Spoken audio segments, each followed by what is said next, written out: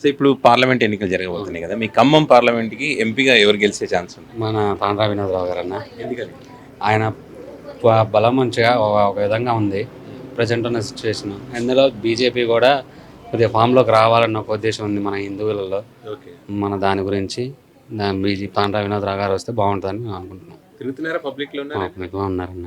Okay, ఇప్పుడు BRS కానీ కాంగ్రెస్ ఆ పార్టీలో ఎఫెక్ట్ ఏముండదు ఇక్కడ? ఇక్కడ ఏముండదు అన్న, అంతా నార్మల్గానే ఉంటుంది. అంతే అంట.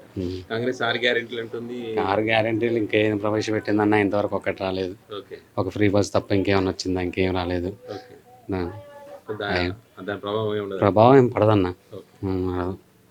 నమ్మకం ఉందన్న బీజేపీ గెలిస్తే? బీజేపీ గెలిస్తే పని చేస్తారన్న, పక్కా చేస్తారు. డెవలప్మెంట్ జరుగుతుందన్న, పక్క నమ్ముతున్నారు అయితే? నమ్ముతున్నాం ఆయన.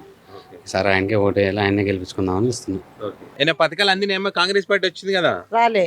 కాంగ్రెస్ పార్టీ అధికారంలోకి వచ్చింది.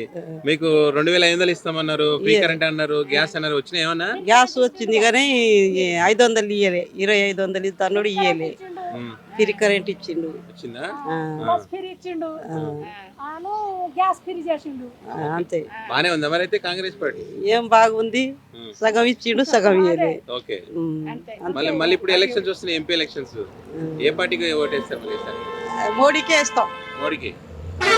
ఎందుకని మోడీకి? మోడీకి ఎందుకు వేస్తారు? ఆయన అంత మాఫీ చేస్తా అంటాడు, మంచిగా చేస్తా అంటాడు. ఓకే, మంచిగా మా నమ్ముడు వాళ్ళకి మంచిగా చేస్తా అని మీటింగ్ చెప్పారు. ఓకే, అప్పుడు అందుకనే చేస్తా అంటాడు. నమ్మకం ఉందా?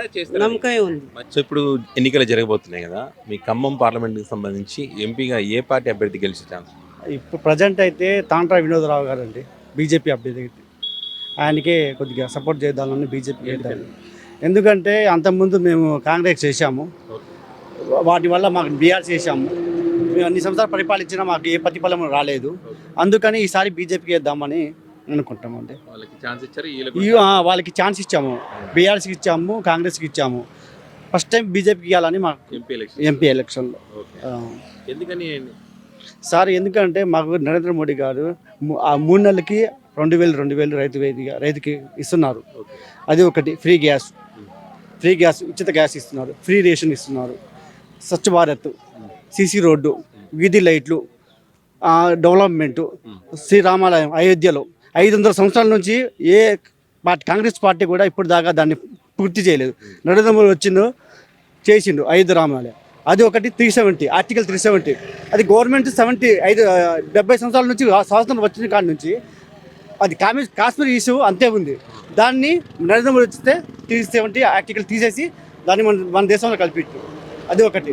ఇంకోటి మనకి ఉద్యోగ కల్పన యూత్కి. ప్రైవేట్ మన భారతదేశం ప్రపంచంలో నెంబర్ 1 స్థానంలో ఉందంటే ఇవాళ నరేంద్ర మోడీ వల్లే. ప్రతి దేశం మన దేశంకి సెల్యూట్ కొడుతుంది. ఇవాళ మన దేశం ప్రపంచంలో ఆర్థికంగా నెంబర్ 1 ప్లేస్లో వచ్చింది. ఇంకా 2047 కనుక ఇంకా డెవలప్మెంట్ ఇంకా చూపిస్తూ అంటున్నారు. అందుకని మేము బీజేపీకి వేస్తామనుకుంటున్నాం. బీజేపీ, కాంగ్రెస్, బీఆర్ఎస్ 3 ప్రధాన పార్టీలు పోటీలో ఉన్నాయి. ఈ పార్టీకి సంబంధించిన అభ్యర్థులు చూస్తే కనుక ఇటు వినోదరావు గారు కానివ్వండి, అటు నామ నాగేశ్వరరావు కానివ్వండి, అటు పొంగులేటి ప్రసాద్ రెడ్డి పేరు చెప్తున్నారు కదా. వీళ్ళు ముగ్గురులో ఎవరు అందుబాటులో ఉంటారు, ఎవరు ప్రజలకు సేవ చేస్తారు, ప్రజా సమస్యల మీద ఎవరికి పట్టు ఉందంటే ఏం చెప్తారు?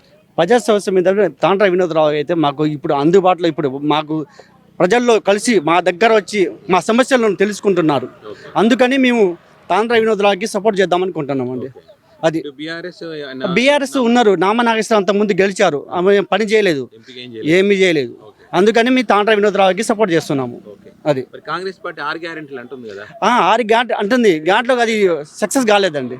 అది సక్సెస్ కాలేదు. ఫ్రీ బస్ అంటున్నారు. ఫ్రీ బస్ ఎవరికి వస్తుంది? పేద మహిళలు ఎందుకు పోతారు? ఎవరో టీచర్ జాబులు ఎవరు చేసేటోళ్ళు వాళ్ళు ఉపయోగపోతారు. ఇంటికాడ వ్యవసాయం చేసేటోళ్ళు ఇంటికాడే ఉంటున్నారు, వాళ్ళకి అవసరం లేదు ఫ్రీ బస్సు. అది 2500 ఇస్తున్నారు, లేదు. రుణమాఫీ చేస్తున్నారు, 2 లక్షలు రుణమాఫీ చేయలేదు. చేస్తా అంటాను. ఆగస్టు 15 ఎలక్షన్ ఉంది కాబట్టి అది ఆగస్టు 15 అంటున్నారు. అది మాకు గ్యారెంటీ నమ్మకం లేదు. అందుకని మేము ఈసారి మోడీకి సపోర్ట్ చేద్దాం అనుకుంటున్నాం సార్. అది ఏమీ లేరు, పని ఏం చేస్తాం, కాలుకి బాగలేదు, ఏ పని చేసుకుంటా తాకిన రొక్కెళ్ళలేదు, పోలేదు, ఈతరే ఉన్నారు. ఇల్లు కూడా లేవు, అది రేకులే ఉన్నాయి. అది కొన్ని పేసని కూడా రావట్లే.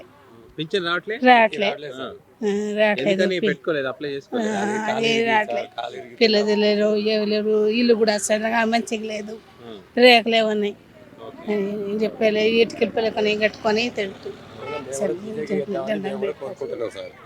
మేము కూడా బీజేపీగా చేద్దామని ఓకే కాంగ్రెస్ మాకు డబ్బులు కూడా ఇవ్వలే, ఓకే మాకు ఇల్లు కూడా లేదు. ఈ మధ్యన ఏదేదో రాత్రి ఇక మాకు వద్దని అనుకున్నాం. ఇక మా కోరికలు అయితే ఓకే నాకు 2 సార్లు కాలు ఇరిగింది సార్. 2 సార్లు అయినది కూడా నాకు పింఛన్ ఏమైనా ట్రాఫిక్ చూడలేరు, అది లేదు. ఇక పెట్టుకోలేదు మరి ఎట్లా ఇబ్బంది పెట్టుకోలేదంటే ఇక అంతే ఆగుతున్నాయి సార్. 2 సంవత్సరాలు అయింది. ఇక 2 సంవత్సరాలు అయింది సార్. ఇక మోడీ గారికి ఇక ఈ బీజేపీ చేద్దామని నేను కోరుకుంటున్నాను. ఇప్పుడు ఎలక్షన్స్ జరుగుతా ఉన్నాయి కదా పార్లమెంట్, మీ ఖమ్మం పార్లమెంట్లో ఎవరు గెలిచే ఛాన్స్ ఉంటుందండి? మా ఖమ్మం పార్లమెంటులో భారతీయ జనతా పార్టీ అభ్యర్థి ఎవరైతే ఉంటారో వారిని ఇక్కడ గెలిపేయాలని చెప్పేసి ఎందుకు అనుకుంటున్నారు? బీజేపీ గెలిపించుకోవాలని ఎందుకు అనుకుంటున్నారు? అంటే ఇప్పుడు అయోధ్య రామ మందిరం కానీ, నేషనల్ హైవే రోడ్లు కానివ్వండి, దేశ భద్రత కానివ్వండి, ఎకనామికల్గా కొన్ని ఏదైతే ఇంతకుముందున్న ప్రభుత్వాలు చేయలేని అన్నీ నరేంద్ర మోడీ గారు చేస్తుండ్రు కాబట్టి వారికి తప్పకుండా అందరూ కలిసి ఓట్లేసి కేంద్రంలో భారతీయ జనతా పార్టీ అధికారంలోకి రావాలని కోరుకుంటున్నాం.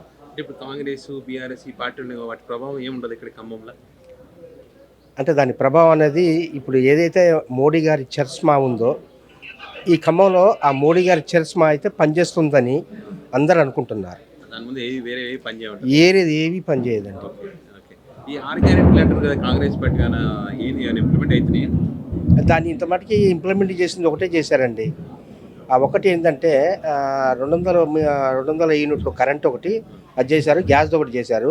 ఇక మిగిలిన రైతు బంధు కానీ, రైతు దాని రుణమాఫీ కానీ, ఈ ఎవరైతే ఆడవారికి 1200 రూపాయలు 1200 రూపాయలు ఏదో ఇస్తానంటారు, అది ఇంప్లిమెంట్ కాలేదు ఇంత మటుకి. వాళ్ళు అనుకున్నవి 2 చేశారు, ఇంకా మిగతా ఏం చేయలేదు. నమ్మకం ఉందా భవిష్యత్తులో చేస్తారని?